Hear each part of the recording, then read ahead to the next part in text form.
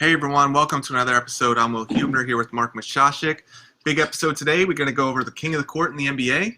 Things are getting swinging again. NBA is finally getting exciting. Clippers, Lakers. Can't talk at all without talking about March Madness now. Of course, conference championships coming up. And then what might even be a bigger topic right now is coronavirus. Yeah. So we'll touch on that and kind of how that affects sporting events, March Madness, even going on to the Olympics. And then, of course, everybody's been talking about the presentation that Mark did on the Glottis. So we have a lot of questions coming in about the Glottis, and we'll try to answer some today on the show. We could try to sort through a couple of those. All right, awesome. So let's start out. We're going to go king of the court.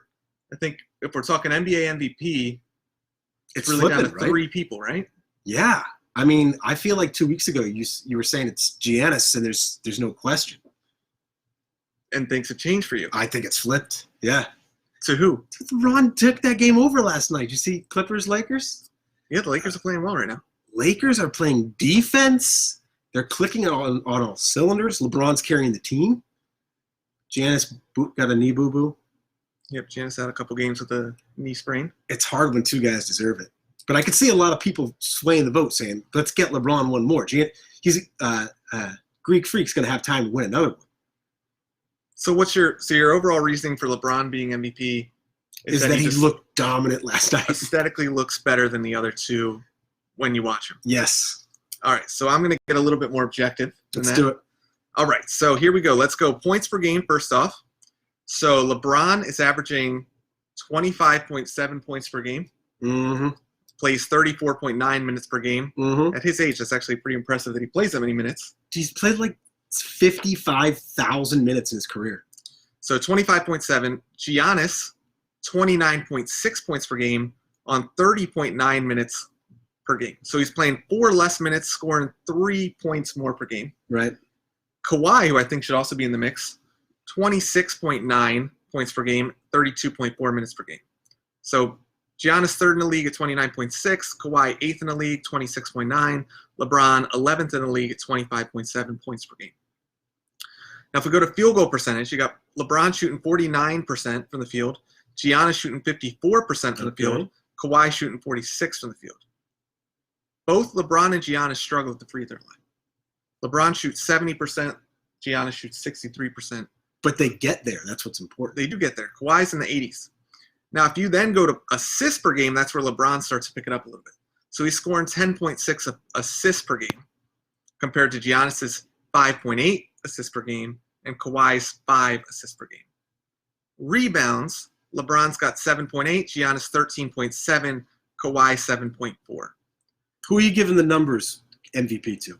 Oh, Giannis for sure. Giannis, okay. Well, I mean, you look at the assists there, that's a pretty big discrepancy. But basketball isn't a numbers game. You're talking about baseball MVP when you're comparing these things. We're talking about net efficiency, a ranking that they give all players for their net efficiency while in the game. LeBron, 30.3 net efficiency, Giannis, 34.8, and Kawhi, 27.4. I think Kawhi is the weakest candidate for MVP because he sits a lot. They want to make sure he's healthy. They know they're going to go. LeBron and Giannis will carry their teams. Kawhi is probably going to win NBA Finals MVP, but for regular season, I mean, LeBron carries it. Well, everybody kind of writes off the Bucks. They're 53-11. They have the best record in the NBA. Everybody says the East is weaker than the West. They had same numbers last year, though.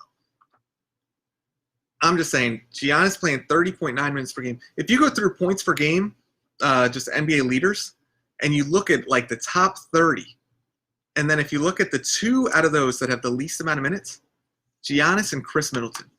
The Bucks are resting their players correctly to keep them fresh. Resting enough where he got the knee boo-boo, though. True, but he's still, I mean, more points per game, more rebounds.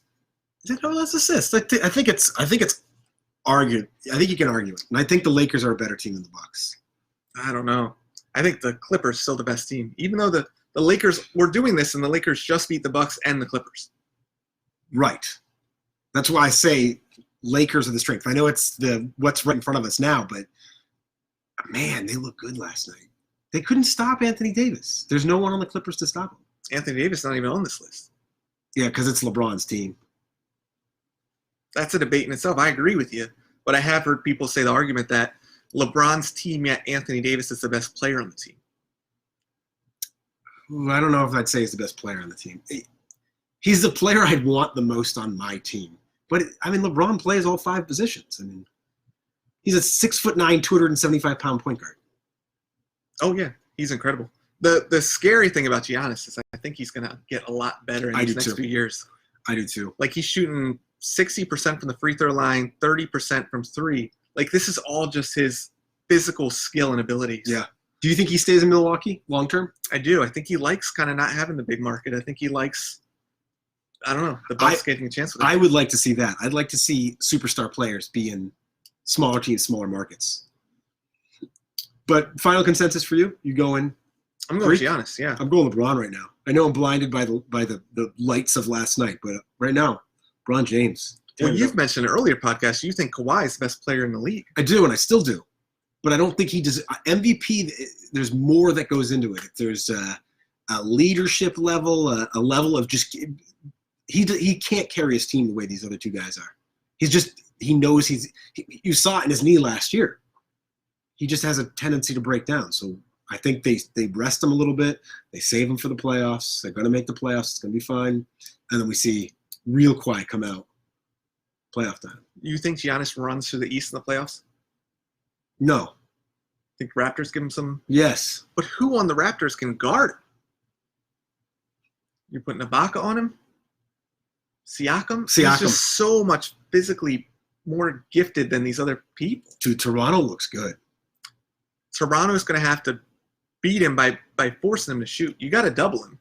And if Middleton's kind of the guy that if anybody's going to go on stretches where they're going to miss a bunch of shots, I think it's going to be Middleton out of kind of your star players.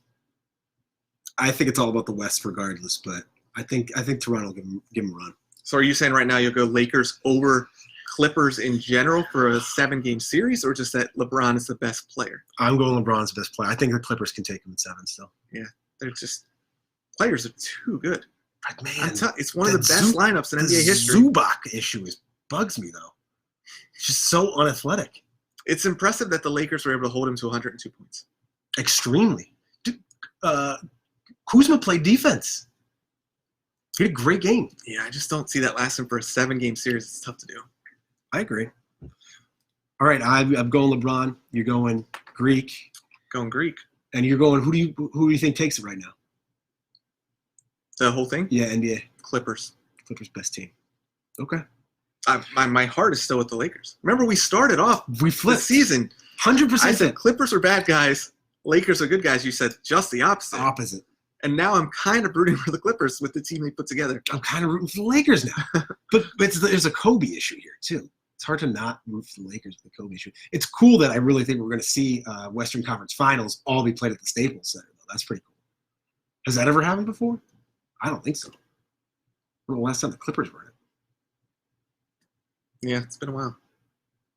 I think they have better coaching, too. Doc Rivers. Great coach. Very good coach.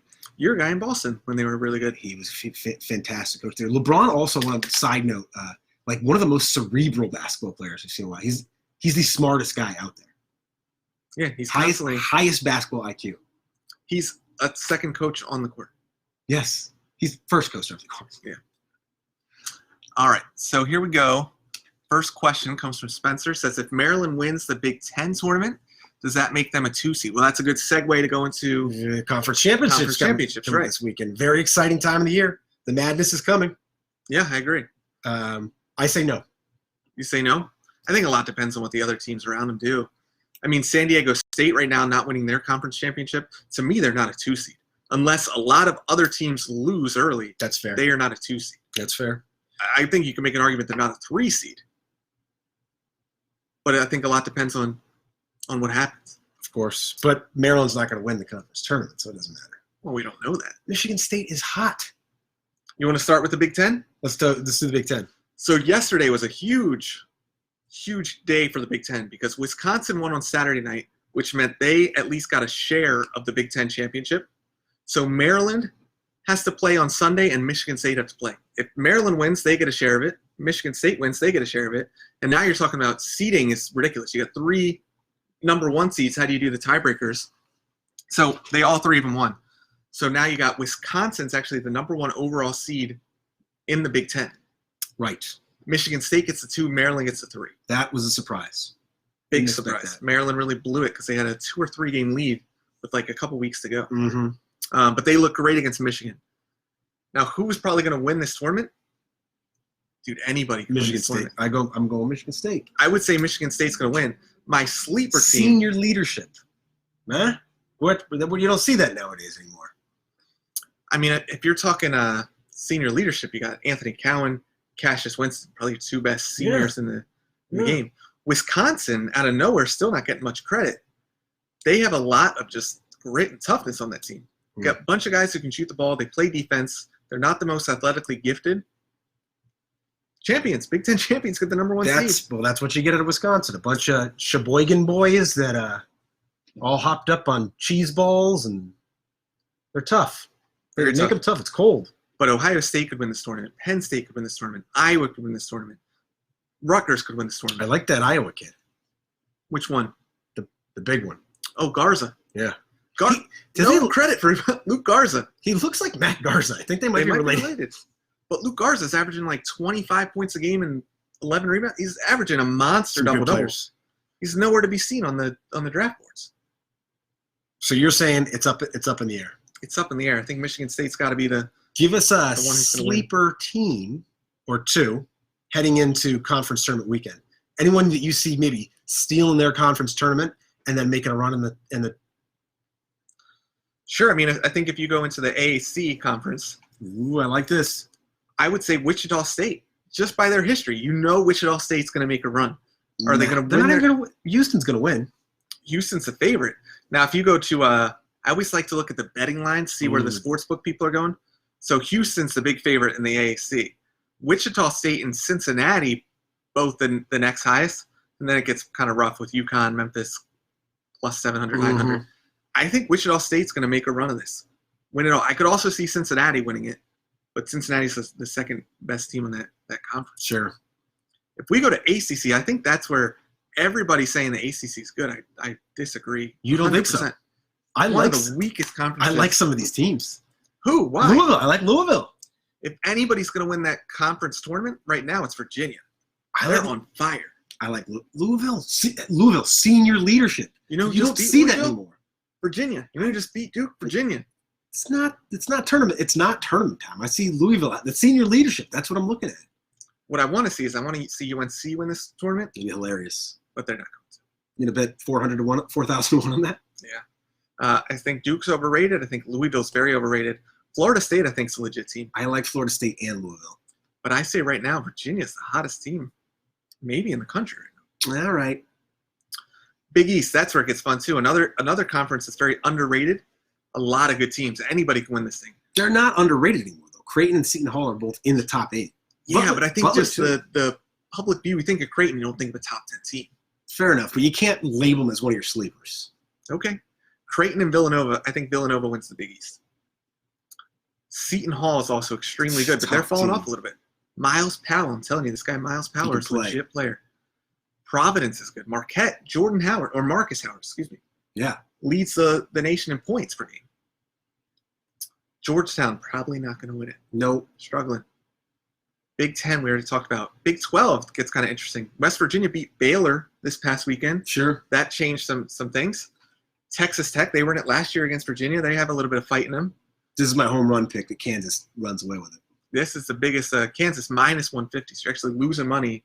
Still Not losing money, but Still take it, though. got to bet $1.50 to win $1 for them. They play defense. Baylor's been slipping these last few games. I still haven't seen Baylor play. When did they put a Baylor game on?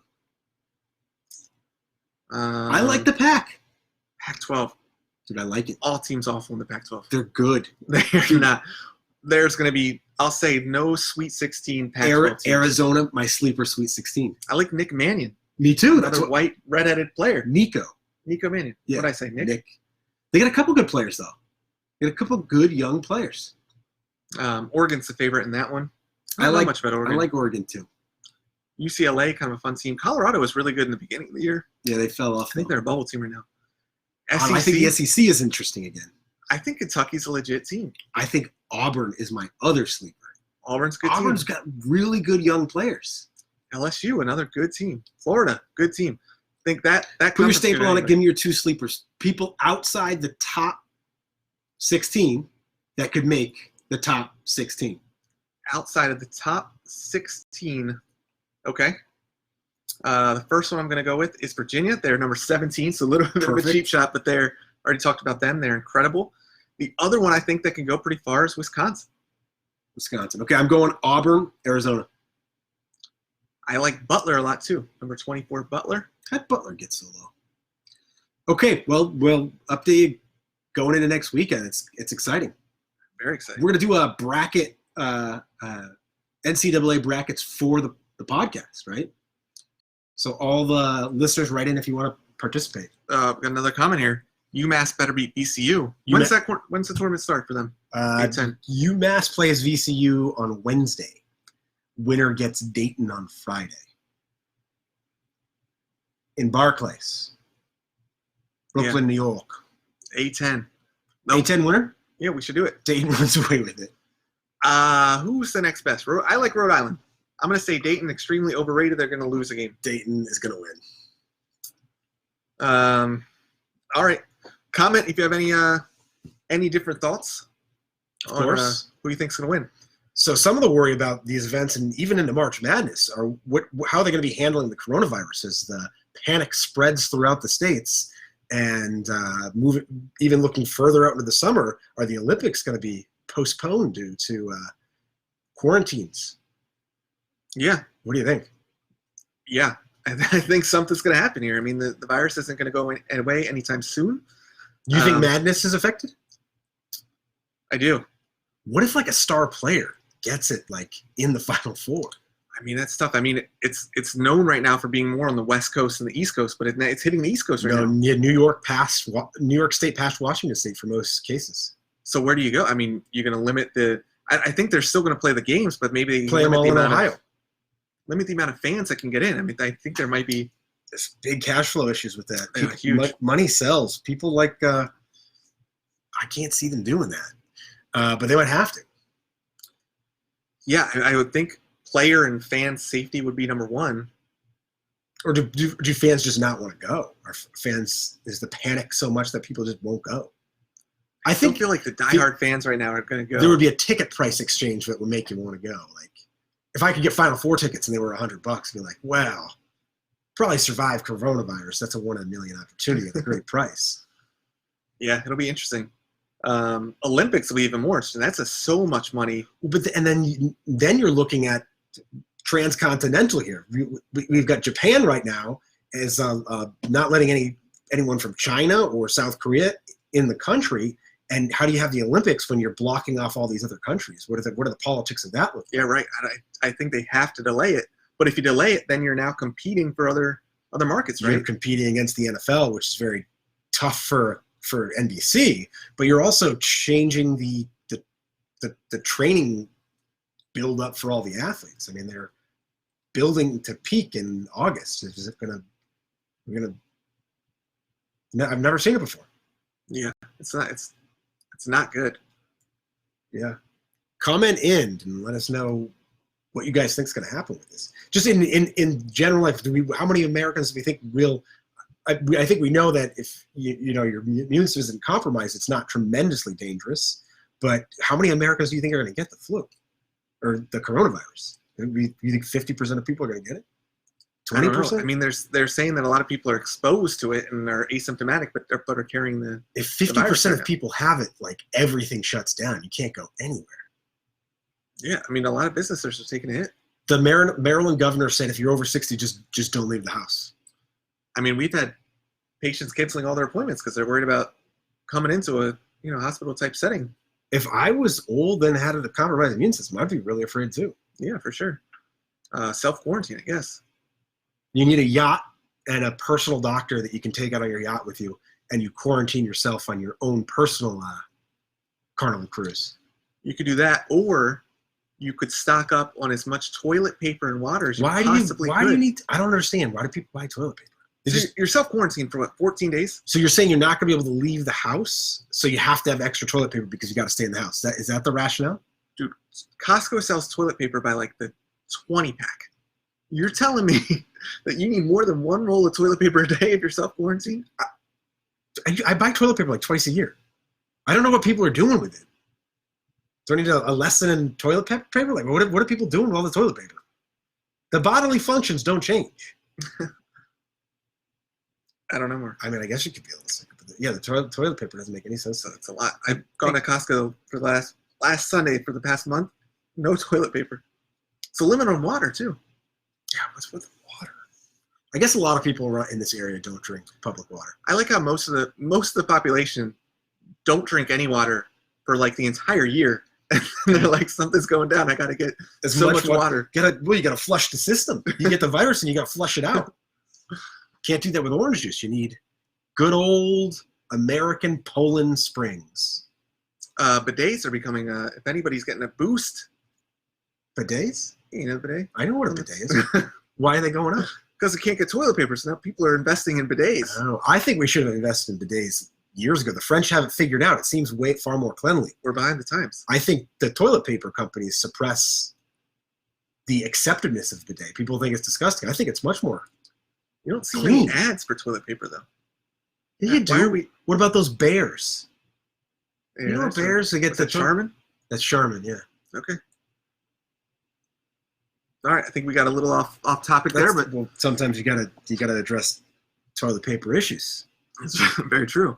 So a good segue. Let's talk about the glottis, which has nothing to do with toilet paper. I forgot we were going into the glottis today. Yeah.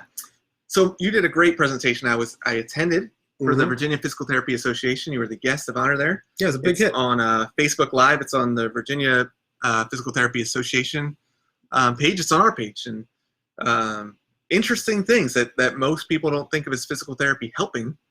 So just tell us kind of, what got you involved in even starting to look into treating airway and treating the glottis and kind of what you've learned in your time studying it. Just finding that it was valuable and important to people in that we look at our core, pelvic floor, transverse abdominis, and diaphragm. And we, as physical therapists, we know that's a very important area, but we have cores all over our body.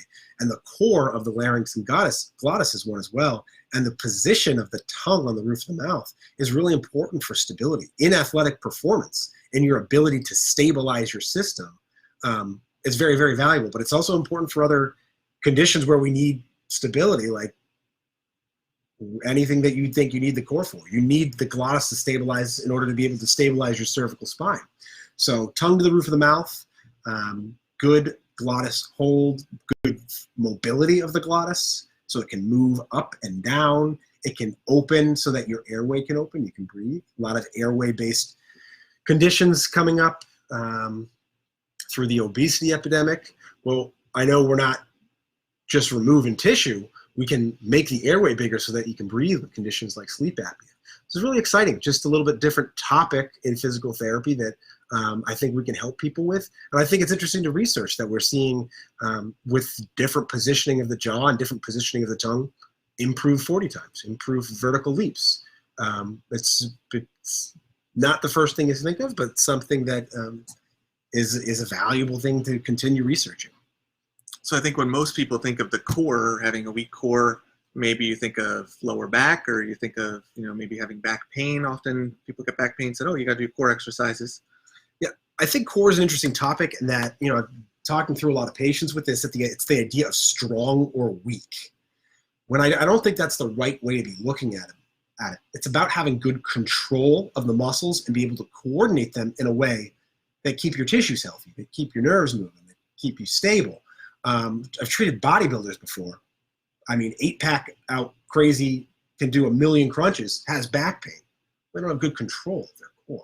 They're not getting their transverse abdominis to fire in coordination with their pelvic floor and their diaphragm. So the same thing looking at the glottis. It's all about being able to achieve many positions, get expansion of tissues to have good stable forces against, and every muscle is the same. It's not like treating the glottis is like treating a biceps issue. It's we want the tissue to be able to expand and contract fully, and you to have great control of that.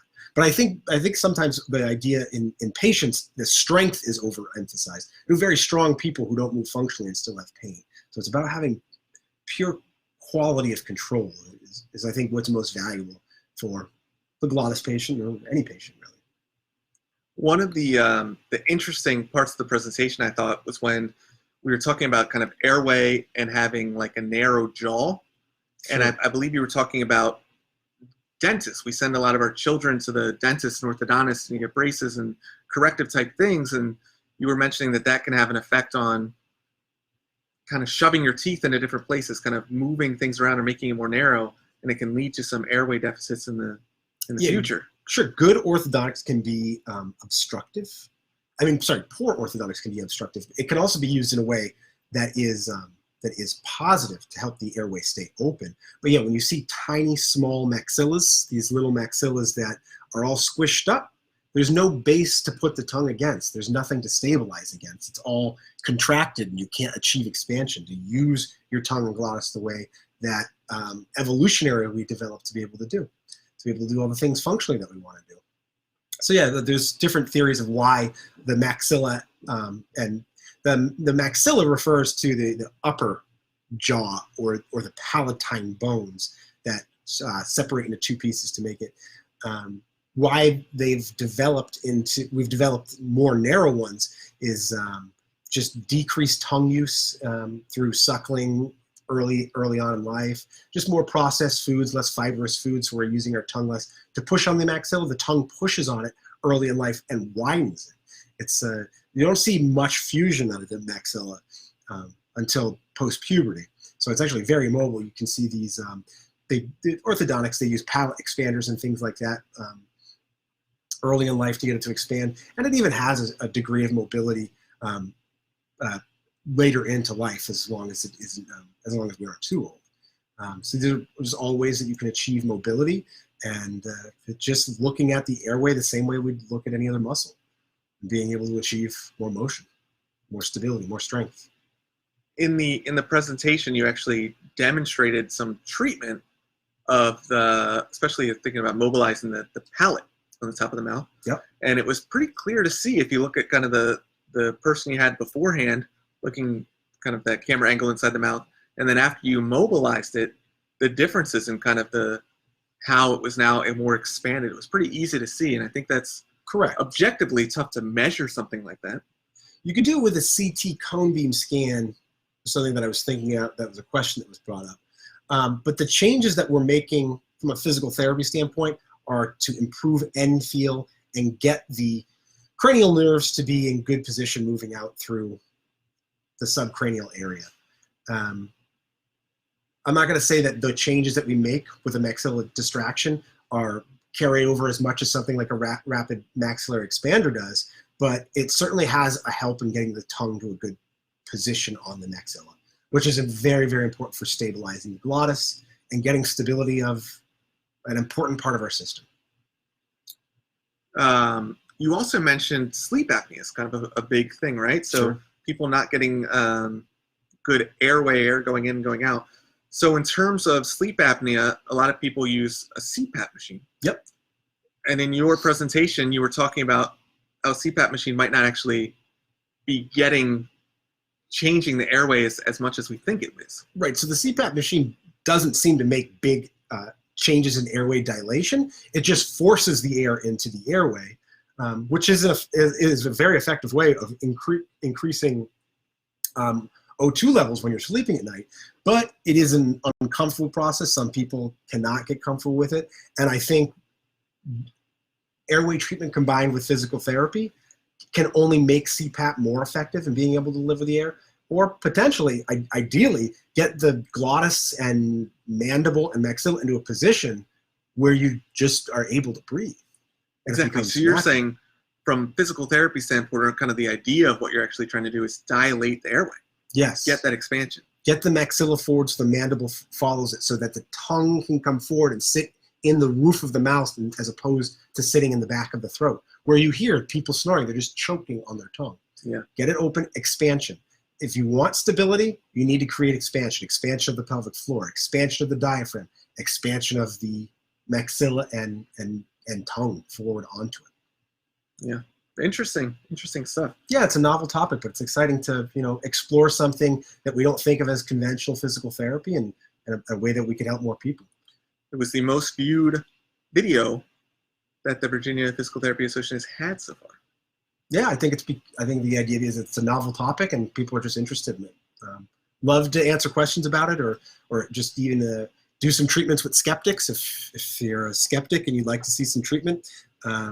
Yeah, no claim to any fancy magic, but just changing tissues and making them stabilize and contract better. So if anyone is interested in learning more about it, you can shoot us an email and love to talk through you with it. Well, what would be a common, if you're a person out there and you're saying, well, I didn't even know I had a glottis. Sure. What are some kind of common things that you're noticing, maybe symptoms that people experience that's related to the glottis or certain presentations that people are having outside of sleep apnea? Well, it could be cervical pain. It could it could be lumbar pain. You're just not able to get stability within your system. But a lot of them would relate to later obstructive disease, mouth breathers, people who you're not using your system in the most functional way. So the same thing is like if you don't have good core motor control, well, you could create a back injury, or you could just be generally clumsier when you're trying to do your hobby of choice. If we create a system that's more efficient, you should be able to do that more efficiently. Sounds good. Yeah, any questions that people have, send them in, willandmarkshso@gmail.com. Mark is one of the experts in the field, so we can answer those on the podcast, or we can make a separate little video just for glottis. Great. Yeah. So let us know. Sounds good. Also, any questions you have at all, physical therapy related or sports related, send them in, willandmarkshso@gmail.com. Also, people interested in joining our March Madness tournament, email us in and we'll get the message to you so we're all in a group together. That's right. We'll have to come up with a prize. Yep. Maybe a Will and Mark's HSO t-shirt. Yeah, that would be awesome. I'm sure people would love that. All right. Over and out. Over and out.